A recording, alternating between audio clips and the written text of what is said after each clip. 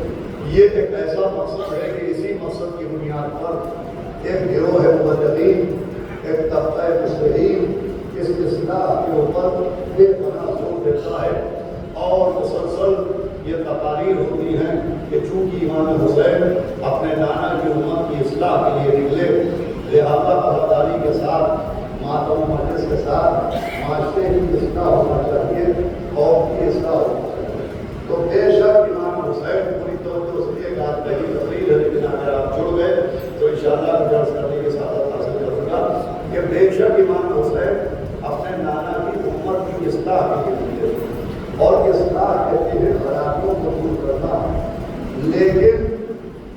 حسین کی پیروی اگر بنانے اصلاح کی جائے تو اصلاح کے ساتھ ساتھ یہ بھی دیکھنا ضروری ہے کہ مولا حسین جب اصلاح کے لیے نکلے تو آخر امت رسول میں وہ کون سی خرابیاں تھیں جن کی اصلاح کے لیے مولا حسین لیکن اچھا طبیب، اچھا حکیم، اچھا معالج، اچھا ڈاکٹر وہی ہوتا ہے جو علاج سے پہلے مرض کی شناخت علاج سے پہلے، ٹریٹمنٹ سے پہلے جو مرض کی شناخت کر لیتا ہے، مرض کو پہچان لیتا ہے، وہی اس مرض کو دور کر سکتا ہے۔ اگر بغیر مرض کو پہچانے ہم علاج کریں گے تو اس علاج کا کوئی فائدہ نہیں ہوگا۔ تو جب تک مرض کی شناخت نہ ہو علاج کا کوئی فائدہ نہیں ہوتا۔ تو جب تک تاریخ کربلا پر نظر نہ ہو اصلاح کا کوئی فائدہ نہیں ہونے پائے گا۔ اصلاح کے لیے ضروری ہے کہ ہم تاریخ کربلا پر نظر ڈالیں اور دیکھیں کہ آخر مولا حسین کن خرابیوں کو دور کرنے کے لیے نکلے تھے۔ امت میں وہ کون سی خرابیاں تھیں، امت میں وہ کون سے گناہ ہو رہے تھے، امت میں وہ کون سی شریعت میں تبدیلیاں کی جا رہی تھیں جس کی اصلاح کے لیے مولا حسین نکلے اور پھر امت رسول کی اصلاح کی۔ بھائی امت رسول کوئی معمولی امت نہیں ہے۔ جیسے اللہ نے تمام انبیاء میں، تمام رسولوں میں اپنے آخری رسول سرکار حکیم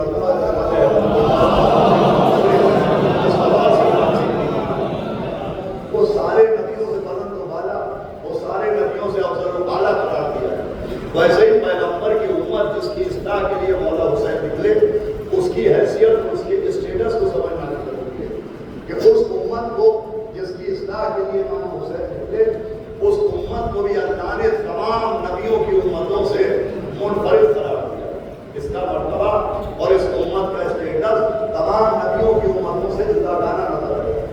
آپ اس کی دلیل پوچھیں تو میں بات کو آسان کرتا ہوں کہ اللہ نے امت پیغمبر کو، امت رسول کو تمام نبیوں کی امتوں سے منفرد رکھا، جدا رکھا۔ اس کی سب سے بڑی دلیل یہ ہے کہ اللہ نے ہر نبی کو امت دی اور ہر امت کو کوئی نہ کوئی نبی دیا اور کوئی نہ کوئی رسول دیا۔ لیکن جب آپ تمام انبیاء کی امتوں پر، تمام رسولوں کی امتوں پر نظر ڈالیں تو سارے نبیوں کی امتوں میں اور آخری نبی کی امت میں زمین آسمان کا فرق نظر آئے گا۔ اس لیے نظر آئے گا کہ اللہ نے جناب آدم کی امت کو آدم جیسا نبی دیا، لیکن امت آدم کو آدم کے بعد کوئی آدم نہیں دیا۔ امت آدم کو اللہ نے حضرت آدم جیسا نبی دیا، لیکن آدم کے بعد انہیں کوئی آدم نہیں ملا۔ جناب نوح کی امت کو جناب نوح جیسا نبی ملا، لیکن جناب نوح کے بعد کوئی نوح نہیں ملا۔ جناب ابراہیم کی امت کو ابراہیم جیسا نبی ملا، ابراہیم جیسا رسول ملا، لیکن ابراہیم کے بعد کوئی ابراہیم نہیں ملا۔ جناب موسیٰ کی امت کو موسیٰ جیسا رسول ملا، لیکن موسیٰ کے بعد کوئی موسیٰ نہیں ملا۔ جناب عیسیٰ کی امت کو عیسیٰ جیسا رسول ملا، لیکن عیسیٰ کے بعد کوئی عیسیٰ نہیں ملا۔ مگر امت محمد کو اللہ نے یہ شرف دیا کہ محمد کے بعد محمد دیا، محمد کے بعد محمد دیا، محمد کے بعد محمد صلوات بھیجے محمد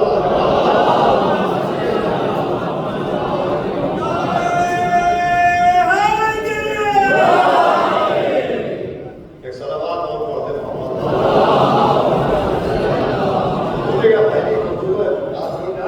اولنا محمد وسطنا محمد وآخرنا محمد وكلنا محمد۔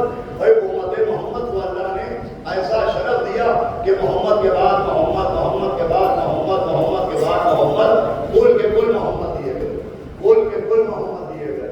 بھائی عبداللہ انشاءاللہ آئے نہ جائے گا، یہی سے گفتگو کا آغاز کر رہا ہوں کہ امت محمد کو اللہ نے کل کے کل محمد دیے، کل کے کل محمد دیے، کل کے کل محمد دیے، نہیں بالکل محمد دیے۔ صلوات بھیجے محمد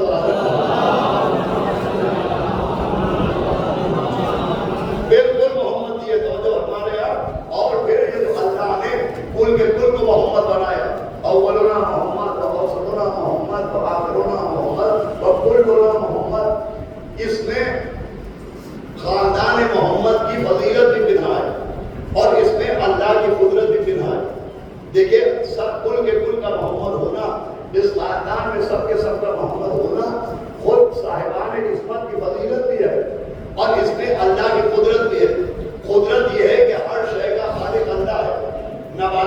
خالق بھی اللہ ہے، حیوانات کا خالق بھی اللہ ہے، جمادات کا خالق بھی اللہ ہے، انسانوں کا خالق بھی اللہ ہے، مگر اللہ نے اپنی خلقت میں یکسانیت نہیں رکھی۔ اللہ نے کسی مخلوق کو کسی کے جیسا نہیں بنایا۔ بھئی آپ متوجہ ہیں، اللہ نے کسی مخلوق کو کسی کے جیسا نہیں بنایا۔ بھئی حیوانات کا خالق بھی اللہ ہے، مگر حیوانات میں بھی سارے حیوان ایک سے نہیں ہوتے، کچھ پاک ہوتے ہیں، کچھ نجس ہوتے ہیں، کچھ حلال ہوتے ہیں، کچھ حرام ہوتے ہیں۔ بھئی جمادات کا خالق بھی اللہ ہے، لیکن سارے پتھر ایک سے نہیں ہوتے ہیں۔ نباتات کا خالق بھی اللہ ہے، لیکن سارے پودے ایک سے نہیں ہوتے، سارے درخت ایک سے نہیں ہوتے۔ کوئی درخت پھولوں کا گلدستہ بن جاتے ہیں، کوئی درخت کانٹوں کا منظر بن جاتے ہیں۔ بھئی سب کا خالق اللہ ہے، مگر سارے حیوانات ایک سے نہیں، سارے نباتات ایک سے نہیں، سارے جمادات ایک سے نہیں۔ آپ انسانوں کو دیکھ لیجئے، انسانوں کا خالق بھی اللہ ہے، مگر سارے انسان ایک سے نہیں ہیں۔ بھئی یہ جملہ اگر آپ متوجہ ہو تو آگے نہ جائے گا۔ سارے انسان بھی ایک سے نہیں ہیں، سب کی صورتیں الگ ہیں، سب کے چہرے الگ ہیں، سب کے قد الگ ہیں، سب کی قامتیں الگ ہیں، سب کے انگلیوں کے نشانات الگ ہیں، فنگر پرنٹ الگ ہیں، پتلیوں کے رنگ الگ ہیں۔ بھئی سارے انسان بھی ایک سے نہیں ہیں۔ اللہ نے سارے انسانوں کو ایک سے بنایا، مگر ایک سا نہیں بنایا۔ اللہ نے سارے انسانوں کو ایک سے بنایا، مگر ایک سا نہیں بنایا۔ بھئی سارے انسان کس کی اولاد ہیں؟ جناب آدم کی اولاد ہیں، تو اللہ نے سب کو ایک آدم سے بنایا، لیکن آدمی اور ہے، آدم اور ہے، سب کے سب آدم سے بنے، لیکن کوئی آدم نہیں کہلائے گا۔ اولاد آدم بھی آدم نہیں کہلائے گی، اولاد آدم بھی آدمی کہلائے گی۔ تو فرمائیے گا، ہم آپ تو ہم آپ ہیں۔ جناب حابیل جیسا فرزند آدم، مخلوق اول کا فرزند، مظلوم اول، مقتول اول، وہ بھی آدم ہی کہلائیں گے، آدمی کہلائیں گے۔ تو ہمارے یہاں جناب حابیل کو بھی آدمی کہا جائے گا۔ دیکھیں گا کرتا ہے اتنا میں حل کر رہا ہوں، جناب حابیل کو بھی آدمی کہا جائے گا، آدم نہیں کہا جائے گا۔ اب اسی سے اندازہ لگائیے کہ جب حابیل جیسا لائق آدمی آدم جیسا نہیں ہو سکتا، تو وہابی جیسا نالائق آدمی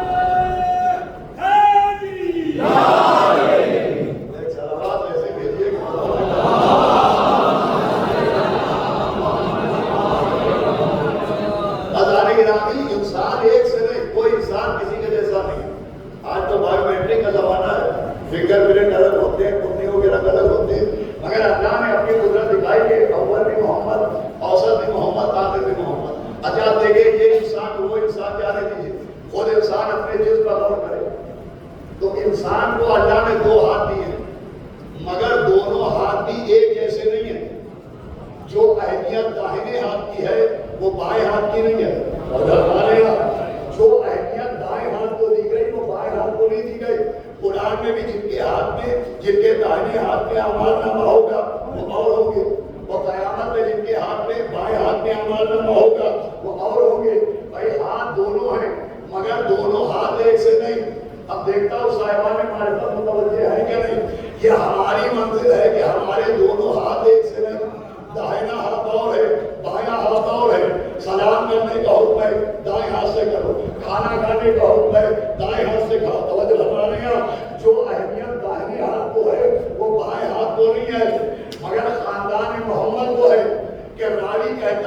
میں نے دیکھا کہ ساتویں امام موسیٰ ابن جعفر علیہ السلام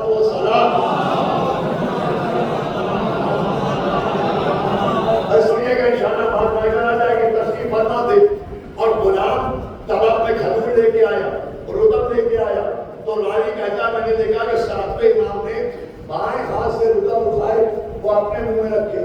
راوی کہتا ہے مجھے بڑی حیرت ہوئی کہ ساتویں امام نے بائیں ہاتھ سے رطب کھائے، بائیں ہاتھ سے رطب کھائے، علامہ مجلسی نے لکھا ہے۔ تو راوی کہتا ہے جب میں نے لوگوں کو بتایا کہ آج میں نے دیکھا کہ ساتویں امام بائیں ہاتھ سے رطب کھا رہے تھے، تو لوگوں میں چھٹے امام کے صحابی تھے، انہوں نے چیخ کے کہا کہ خدا کی قسم میں نے ان کے باپ سے سنا ہے کہ امام کا کوئی ہاتھ بایاں نہیں ہوتا۔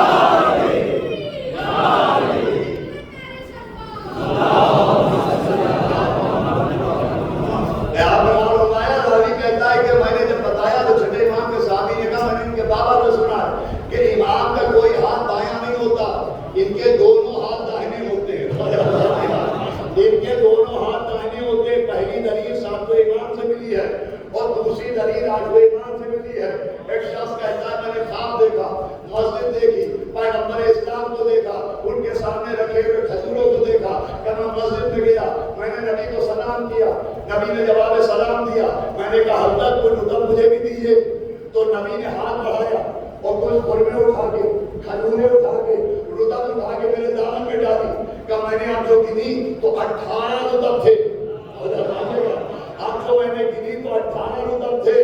وہ کہتا میری آنکھ کھلی، لوگوں نے بتایا مسجد میں فرزند رسول آئے ہیں، 8ویں امام آئے ہیں، کہ میں مسجد کی طرف چلا تو جیسے خواب میں رسول کو بیٹھے دیکھا، وہ ایسے ہی حقیقت میں 8ویں امام کو بیٹھے دیکھا، جو ان کا انداز وہ ان کا انداز، جو ان کی نشست وہ ان کی نشست، کہ ان کے سامنے بھی کھجوریں رکھی تھی۔ یہ کہتا میں نے 8ویں امام کو سلام کیا، امام نے جواب سلام دیا، یہ کہتا میں نے ہاتھ جوڑے فرزند رسول کچھ کھجور مجھے بھی دیجیے۔ 8ویں امام نے ہاتھ بڑھایا، اس کے دامن میں کھجوریں ڈالی، کہ آپ کو میں نے گنی تو یہ بھی 18 تھی، کیا جتنی انہوں نے دی تھی اتنی انہوں نے دی۔ یہ کہتا میں نے ہاتھ جوڑے، میں نے کہا فرزند رسول کچھ اور کھجوریں عطا کیجیے، تو امام نے مسکرا کے کہا اگر میرے نانا نے اور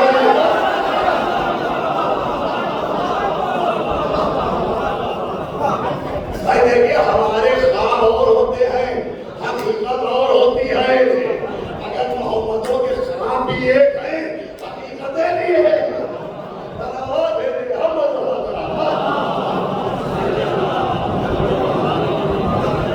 اور دیکھیے آج میں آپ کو اس امت کا اسٹیٹس سمجھا رہا ہوں جس کی اصلاح کے لیے مولا حسین یا ضرورت اصلاح کو پڑی۔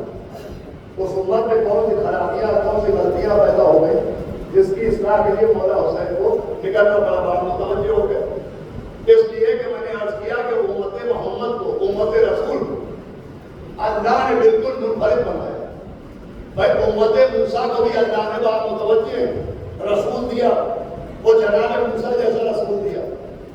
امت موسیٰ کو بھی، میں پوری توجہ سنیے گا، امت موسیٰ کو بھی اللہ نے رسول دیا اور جناب موسیٰ جیسا، کلیم اللہ جیسا رسول دیا۔ جناب موسیٰ کا لقب ہے کلیم اللہ۔ کلیم کسے کہتے ہیں؟ جو اللہ سے کلام کرے، پوری توجہ سنیے گا، جو اللہ سے کلام کرے اسے کلیم کہتے ہیں۔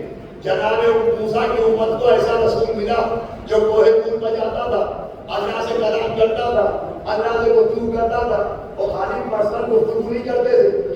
لوگ جناب موسیٰ کے پاس آتے تھے، کوئی سوال کرتا تھا، کوئی مسئلے کا حل پوچھتا تھا، کوئی اپنی پریشانیاں بیان کرتا تھا، کوئی علمی سوال کرتا تھا، جناب موسیٰ سب کے سوالوں کے جواب دیتے تھے۔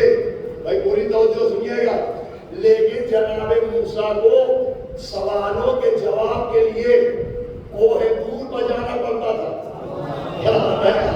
جناب موسیٰ فوراً جواب نہیں دیتے تھے،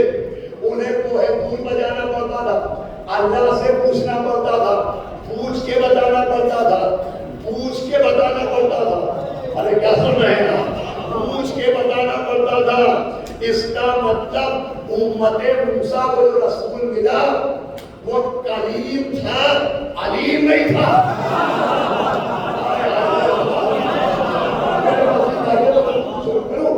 कलीम किसे कहते हैं?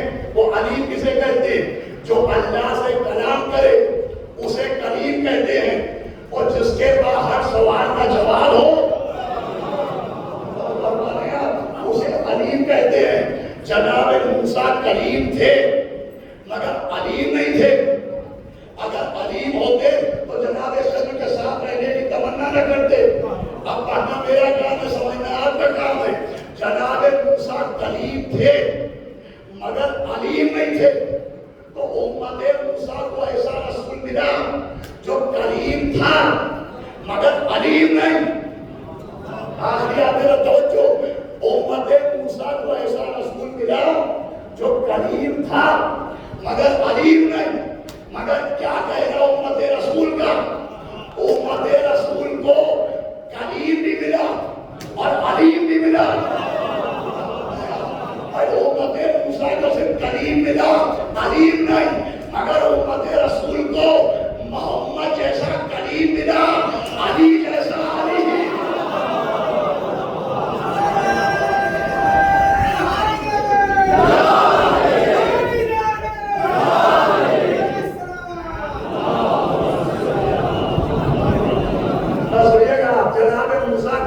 अलीम नहीं, मगर उम्मत रसूल को नबी जैसा कलीम मिला और मौला अली जैसा नहीं। ये जुमला नहीं बोल पाया।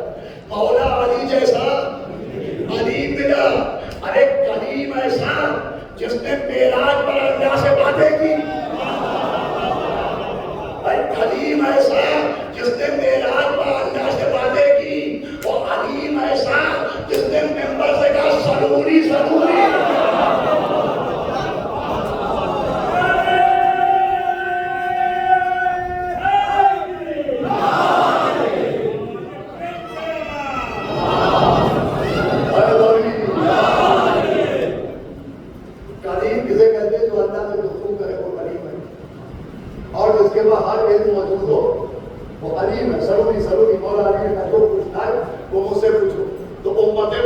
मूसा जैसा रसूल मिला मगर उम्मत मोहम्मद को कलीम भी मिला और अलीम भी मिला। अब आइए जनाब ईसा की उम्मत। भाई मूसा है कलीमुल्लाह, पढ़ना मेरा काम है, समझना आपका काम है। जनाब ईसा है कलीमुल्लाह। जनाब ईसा का क्या लक़ब है? भाई कैसे आता कि मुझे ये शक नहीं कि आप लोग बोल नहीं रहे, मुझे शक ये है कि वो ऊंचा तो नहीं सुनते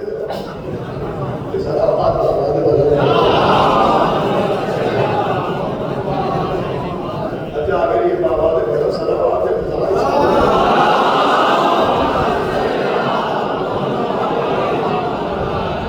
सुनिए पहली महीने थे अगर इससे जुड़ गए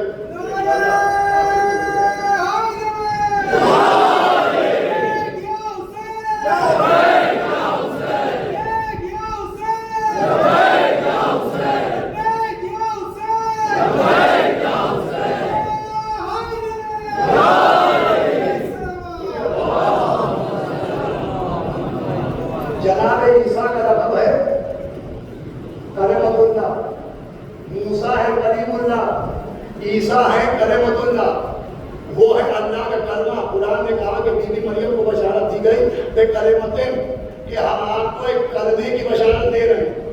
अब देखिए, एक लफ्ज़ होता है कलीम, एक लफ्ज़ होता है कलमा, वो एक लफ्ज़ होता है कलाम। ये तीनों लफ्ज़ एक ही खानदान के। कलीम किसे कहते हैं? जो अल्लाह से बातें करे वो कलीम कहलाता है। और एक लफ्ज़ कलमा, एक लफ्ज़ कलाम। कलमे और कलाम का फर्क समझिएगा, पूरी तौर पर सुनिएगा। कलमा किसे कहते हैं और कलाम किसे कहते हैं? जब हम कुरान पढ़ते हैं तो कुरान को कहते हैं कलामुल्लाह। कुरान क्या कहलाता है? अल्लाह का कलाम। मगर जब हम अल्लाह की गवाही देते हैं ला इलाहा इल्लल्लाह, इसे कहते हैं कलमा। मोहम्मद रसूलुल्लाह, मेरे करीब आए, इसे कहते हैं कलमा। अली वलीउल्लाह, इसे कहते हैं कलमा। بھائی جب قرآن پڑھے تو یہ کہلاتا ہے کلام، لیکن جب اللہ کی گواہی دی تو یہ کلمہ، نبی کی گواہی دی یہ کلمہ، مولا علی کی گواہی دی یہ کلمہ، گواہیوں کو کہتے ہیں کلمہ، اور اللہ کے کلام کو کہتے ہیں، قرآن کو کہتے ہیں کلام۔ جناب عیسیٰ کا کیا لقب ہے؟ کلمۃ اللہ، کلمہ کہتے ہیں گواہی کو۔ کیوں؟ اس لیے کہ جناب عیسیٰ نے دنیا میں آتے ہی گواہیاں دی، انی عبداللہ، میں اللہ کا بندہ ہوں، یہ پہلی گواہی۔ انی عبداللہ آتانی کتاب وجعلنی نبیّا، میں اللہ کا بندہ ہوں، میں کتاب لے کے آیا ہوں، اللہ نے مجھے نبی بنا کے بھیجا ہے۔ چونکہ جناب عیسیٰ نے دنیا میں آتے ہی اپنی بندگی کی گواہی دی، اپنی نبوت کی گواہی دی، اس لیے وہ کہلائے کلمہ۔ ارے آخری آگے تو سنیے گا، یہ ہے جناب عیسیٰ کا مرتبہ کہ انہوں نے دنیا میں آتے ہی مریم کی گود میں کلمہ سنایا۔ امت عیسیٰ کو وہ ملا جس نے آغوش مریم میں کلمہ سنایا، مگر امت محمد کو وہ ملا جس نے آغوش محمد میں کلام سنایا۔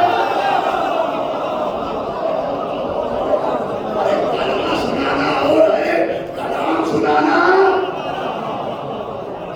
کہنے دیجئے عیسیٰ نے کلمہ سنا کے مریم کی عصمت ثابت کی، عیسیٰ نے کلمہ سنا کے مریم کی عصمت ثابت کی، علی نے کلام سنا کے محمد کی نبوت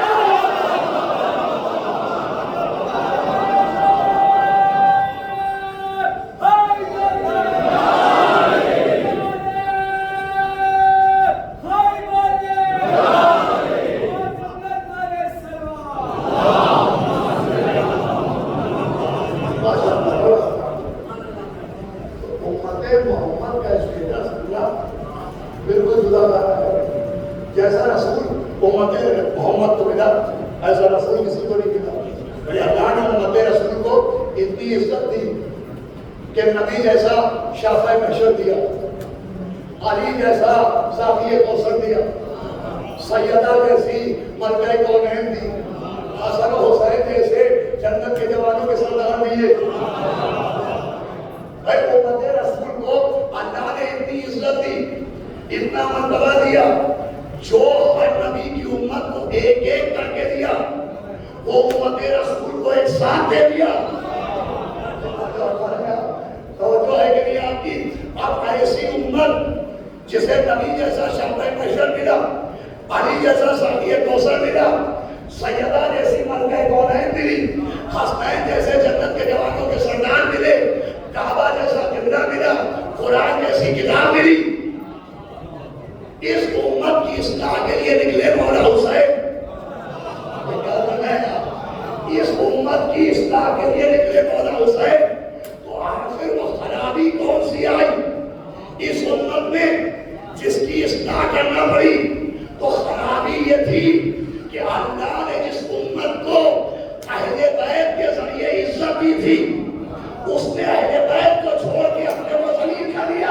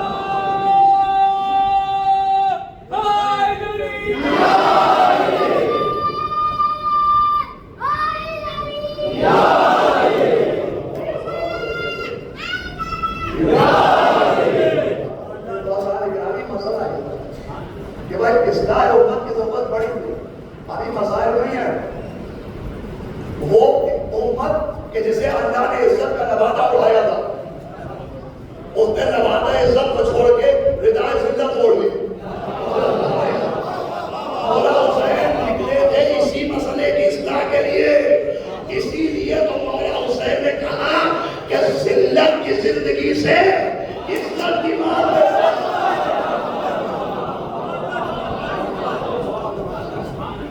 میں کو سمجھانا چاہ رہا ہوں کہ آگے مولا حسین کی ہجرت کا مقصد کیا تھا.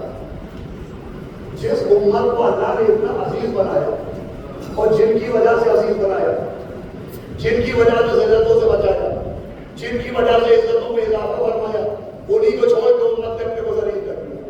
پر امت کو جو عزت ملی تو اپنے کردار کی وجہ سے نہیں، اپنے اخلاق کی وجہ سے نہیں، اپنی ریاضت کی وجہ سے نہیں، اہل بیت کی وجہ سے. بھائی امت کی جو عزت بچی وہ بھی اہل بیت کی وجہ سے، امت جو ذلت سے بچی وہ بھی اہل بیت کی وجہ سے. بھائی بدر میں ذلت سے بچے علی کی وجہ سے، احد میں ذلت سے بچے علی کی وجہ سے، خندق میں ذلت سے بچے علی کی وجہ سے، خیبر میں ذلت سے بچے علی کی وجہ سے، حنین میں ذلت سے بچے مولا علی کی وجہ سے. ارے مباہلے میں ذلت سے بچے اہل بیت کی وجہ سے. مجھے کہنے دیجیے مباہلے میں خالی ذلت سے نہیں بچے، بڑے بڑے جھوٹے لعنت سے بچے.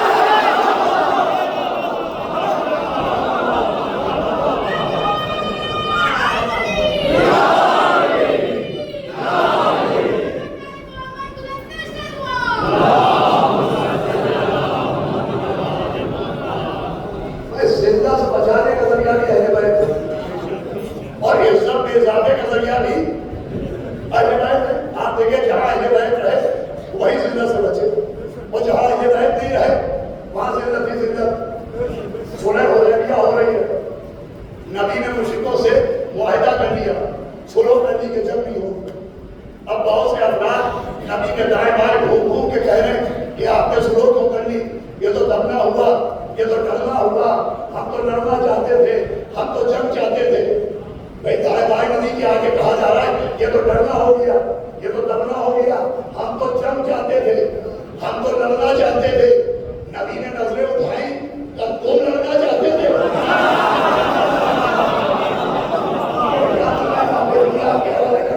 کیا تم لڑنا چاہتے تھے؟ کیا میں تمہیں پہچانتا نہیں؟ کیا میں بہت کو جانتا نہیں؟ کہا اچھا تم لڑنا چاہتے ہو، تم جنگ چاہتے ہو. کہا نبی اللہ ہم تو لڑنا چاہتے. تو نبی نے کہا اچھا لڑو. یہ کہہ کے علی کی کلائی پکڑی کہ علی تم بیٹھ جاؤ.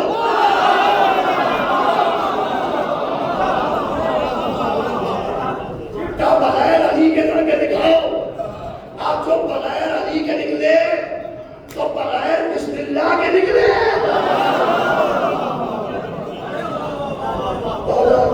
ذلت سے بچے ہیں تو خدا کی رضا اہل بیت کی وجہ سے. بات صرف میدانوں تک کی نہیں ہے، بات مقدموں تک کی ہے. دربار ہے، ایک شخص ہے، اسے کافر کہا جا رہا ہے. کہنے والے بتا رہے ہیں کہ یہ کافر ہے، حالانکہ یہ نماز بھی پڑھتا ہے، اس کے ماتھے پر سجدے کا نشان بھی ہے، اس کے چہرے پر ریش بھی ہے. کہ کافر ہے، کہ تو کافر ہے. کہ یہ کہہ رہا ہے کہ میں حق سے بھاگتا ہوں، یہ کہہ رہا ہے کہ میں فتنے و فساد کو روک سکتا ہوں. کہ یہ کہہ رہا ہے کہ میں ایک ایسی چیز پہ ایمان لاتا ہوں جو نہ چلنا جانتی ہے نہ بولنا جانتی ہے. کہ یہ کہہ رہا ہے میں بغیر ذبیحہ کے جانور کھاتا ہوں. کہ یہ کہہ رہا ہے میں بغیر ذریعے گواہی دیتا ہوں. تو صاحب تخت نے کہا یہ تو کافر ہے، اسے قتل کر دیا جائے. ابھی کو کا فتویٰ دیا گیا تھا کہ سلمان گزرے. کیا حدیث کافر کافر کافر نہ کہو، پہلے بولے ایمان کو تو بلاؤ. اور مولا علی کو بلایا گیا تھا، کیا معاملہ ہے؟ یعنی یہ شخص کافر ہو گیا کرتا ہوں. کہ یہ کہہ رہا ہے میں حق سے بھاگتا ہوں، یہ کہتا ہے میں فتنے و فساد کو دو سکتا ہوں. کہ یہ کہتا ہے میں بغیر سے بھاگیاں اور جانور کھاتا ہوں. کہ یہ کہہ رہا ہے کہ میں ایک ایسی چیز پہ ایمان لاتا ہوں جو نہ بولنا جانتی ہے نہ چلنا جانتی ہے. کہ یہ کہہ رہا ہے میں بغیر دیکھے گواہی دیتا ہوں. مولا علی نے کہا تو یہ تو مومن ہے. کہ یہ علی یہ کافر ہے. ڈکشنریز میں بھی فرق ہے. جو حکومت کی ڈکشنری میں کفر ہے وہ ولایت کی ڈکشنری میں ایمان ہے. میں بڑے آسانی سے وضاحت کروں گا. جسے حکومت نے کافر کہا وہ ولایت علی کی ڈکشنری میں مومن نکلا. اب کوئی پریشانی کی بات نہیں ہے کہ ابو سفیان مسلمان کیوں ہے.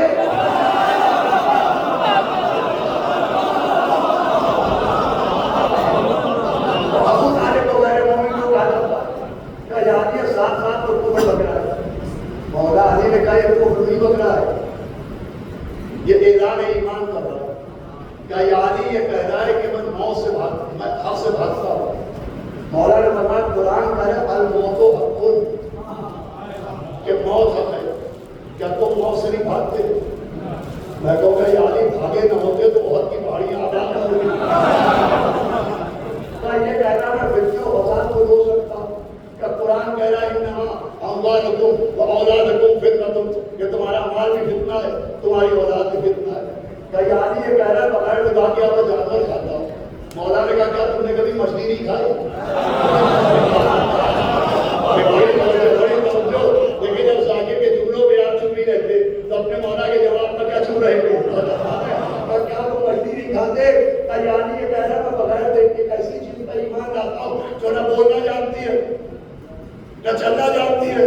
مولا نے کہا تم نے قرآن کو کب بولتے دیکھا؟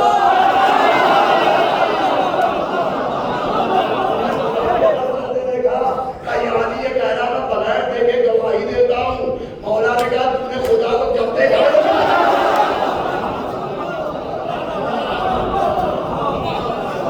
تو کہا اگر آپ نہ ہوتے تو میں ہلاک ہو جاتا. ارے ہلاکت زندہ کا نام ہے. نہیں پہنچے آپ. ہلاکت زندہ کا نام.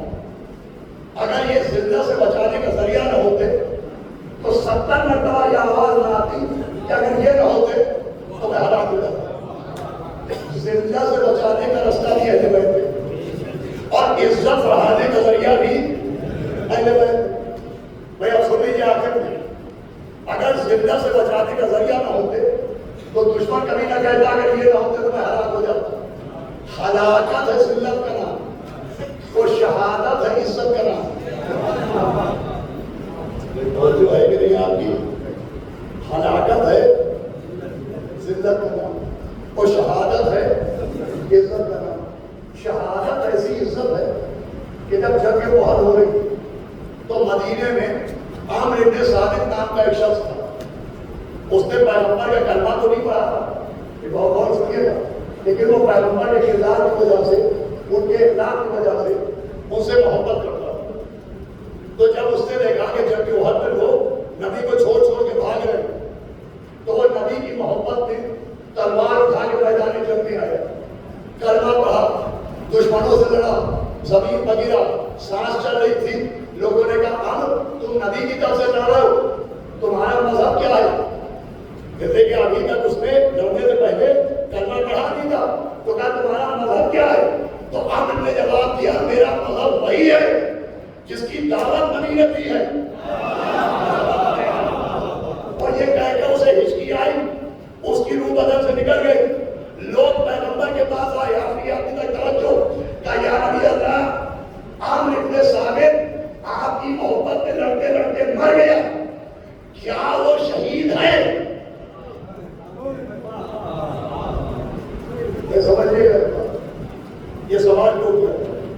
اس لیے کیا گیا کہ لڑنے سے 5-10 منٹ پہلے تک تو اس نے کلمہ پڑھا نہیں تھا. نبی کی محبت غالب آئی, میدان میں آئے, لڑے, کلمہ پڑھا تو چلے گئے. تو لوگوں نے کہا یا نبی اللہ, بھائی نبی کا جواب ہے, کسی ذاکر کسی خطیب کا جواب نہیں, نبی کا جواب سنیے گا, انشاءاللہ روح شاد ہو جائے گی. لوگوں نے کہا یا نبی اللہ کیا عامر بن ثابت شہید ہے؟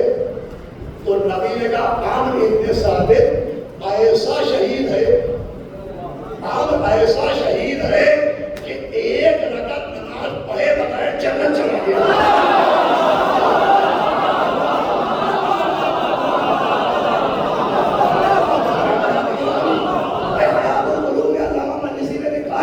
نبی نے فرمایا عامر ایسا شہید ہے کہ 1 رکعت نماز پڑھے بغیر جنت چلا گیا.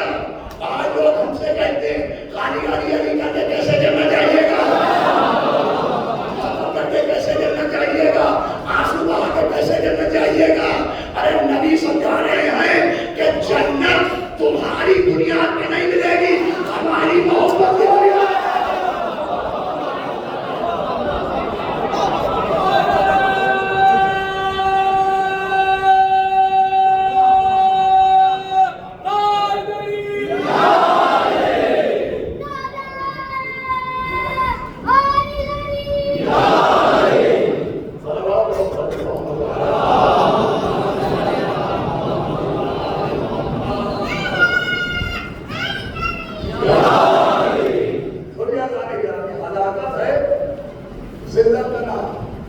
شہادت ہے،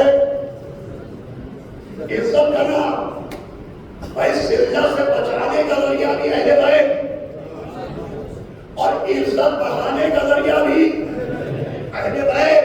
مجھے کہنے دیجیے، اگر اہل بیت ذلت سے بچانے کا راستہ نہ ہوتے تو کبھی یہ آواز نہ آتی کہ اگر یہ نہ ہوتے تو میں ہلاک ہو جاتا، اور اگر یہ عزت بڑھانے کا ذریعہ نہ ہوتے تو نبی یہ نہ کہتے کہ من ماتا علی حب آل محمد فقد شہیدا۔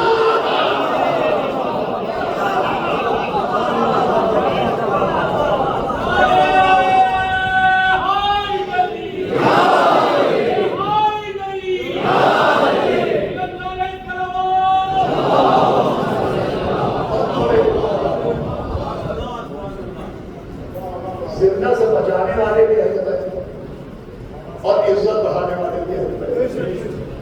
بس آخری بات، اہل بیت میں سب کے سب اضافہ عزت کا ذریعہ، 12 کے 12 امام، 14 کے 14 معصوم، عزت بڑھانے کا ذریعہ۔ اگر سلام بر حسین،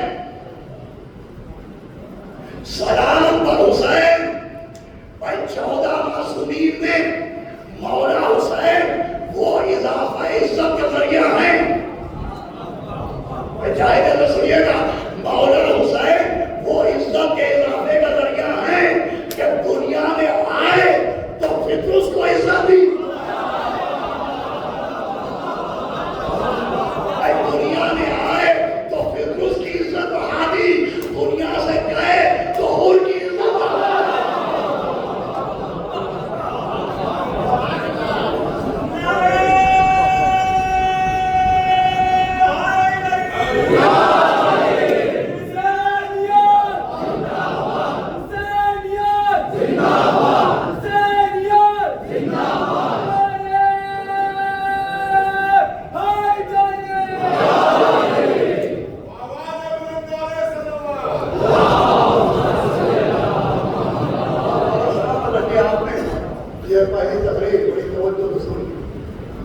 اصلاح کے لیے جو نکلے تھے سب سے اہم مسئلہ ہے ذلت کی زندگی سے عزت کی موت پہ۔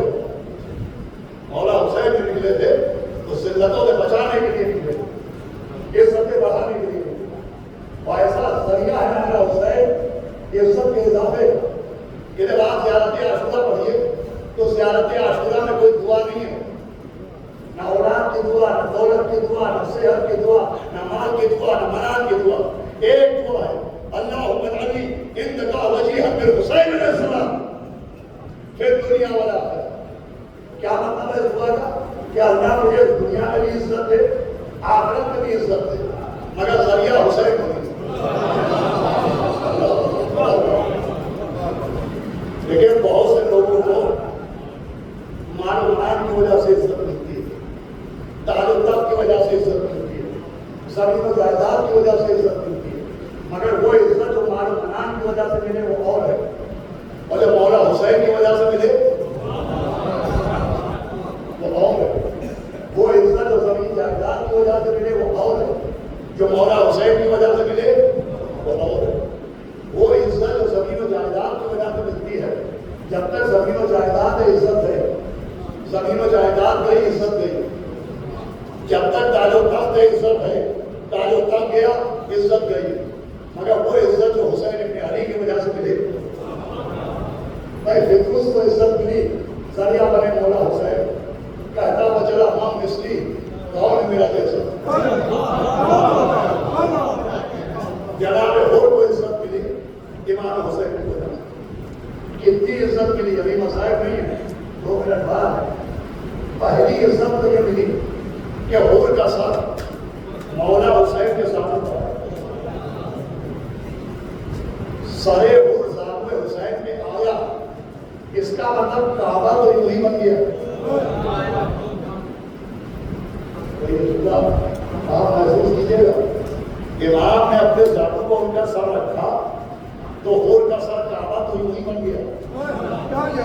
مولا حسین نے اور عزت بڑھائی کہ رومان زہرا کا خلاف بھی چڑھا دیا.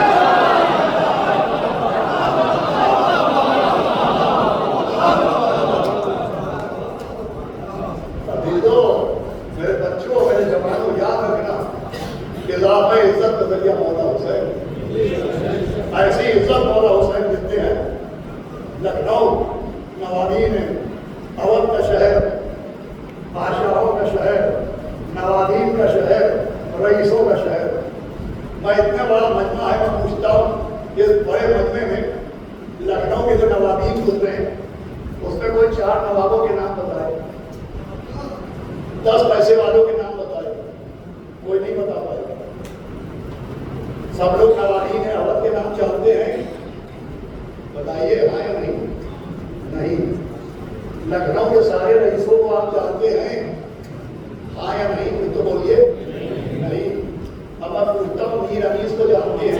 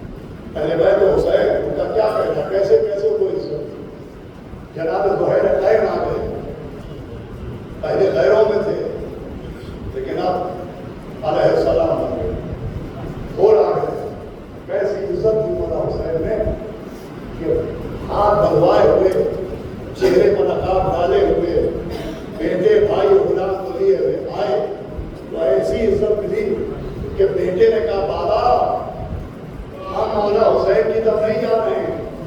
دیکھیں وہ خود بھی ہماری طرف آ رہے ہیں. ہمیشہ حاجی کعبے کی طرف جاتے ہیں, کبھی کعبہ حاجیوں کی طرف نہیں آتا. اللہ اکبر. حسین کی بھی عزت کہ کعبہ امامہ خود حاجی مودت کی طرف پڑھتا ہے. کہا بیٹا ذرا تیز چلو, یہ لوگ 3 دن کے بھوکے کھاتے ہیں, یہ مر گئے کون ہے ان کے بیٹے. آئے قدموں پر سر جھکایا کہ فرزند رسول کیا میری خطابی معاف ہو سکتی ہے. آواز دے اور آپ تو ہمارے مہمان ہیں. لیکن چند نکلے میں شاید بہت پڑھتا ہوں اور بہت پڑھتا ہوں کہ نہ جناب خود جیسا کسی نے مہمان دیکھا اور نہ مولا حسین جیسا کسی نے میزبان دیکھا. بھائی ہر مہمان کہیں جاتا ہے تو سوچتا ہے ایسے آدمی کے گھر میں رہو جہاں پیاس لگے تو پانی مل جائے, بھوک لگے تو کھانا مل جائے, نیند آئے تو بستر مل جائے. لیکن یہ دنیا کا واحد مہمان وہ ہے جو کھانا چھوڑ کے بھوک کی طرف, جو دریا چھوڑ کے پیاس کی طرف, جو آرام چھوڑ کے آرام کی طرف. اگر وہ جیسا مہمان نہیں دیکھا تو مولا حسین جیسا کسی نے میزبان بھی نہیں دیکھا. جناب حر کو خیمے کے سائے میں بٹھایا, وہ اس خیمے میں آئے جس میں ننھے ننھے بچے ہاتھوں میں پوزے لیے ہوئے تھے اور کہتے ہیں اللہ شاہ کیا, اللہ شاہ کیا. بیوی سکینہ کو بلایا, کہ دیکھو ہمیں معلوم ہے کہ وہ یہ بچے کتنے پیاسے ہیں, لیکن بیوی دیکھو باہر ہمارا مہمان بیٹھا ہوا ہے, ان بچوں سے کہتے جب تک مہمان بیٹھا رہے کوئی ہائے پیاس کے رونے نہ پائے, کوئی ہائے پیاس کے نعرے نہ لگائے, کہتے کہ ہمارا مہمان شرمندہ نہ ہو کے پائے. ماشاء اللہ آپ کی آوازیں بلند ہونے لگی. خدا ان آوازوں پر رحمت کا نزول فرمائے. چھٹے امام ایک مہینے میں بیٹھے ہوئے تھے, جب ازادار مولا حسین کو رونے لگے آپ نے اپنا آپ کے ہاتھوں پر رکھا تھا اور گانا پانے والے ان آوازوں پر رحمت نازل فرما. میرے چلتے وقت ان کے من میں بلند ہوتی ہے. سنیے میں 2-3 منٹ میں بڑھے طرح آئے اور نے کہا آقا آپ نواز سینے میں تنگی کر رہا ہے, مجھے اجازت دیجیے. کہا اچھا بسم اللہ ہو. اور میں اپنے بیٹے سے کہا اچھا اور جا کر کے بچوں پر قربان ہو جا. بہادر باپ کا بہادر بیٹا, شریف باپ کا شریف بیٹا, غازی کا غازی بیٹا میدان جنگ میں آیا, بلا کی جنگ کی, پھر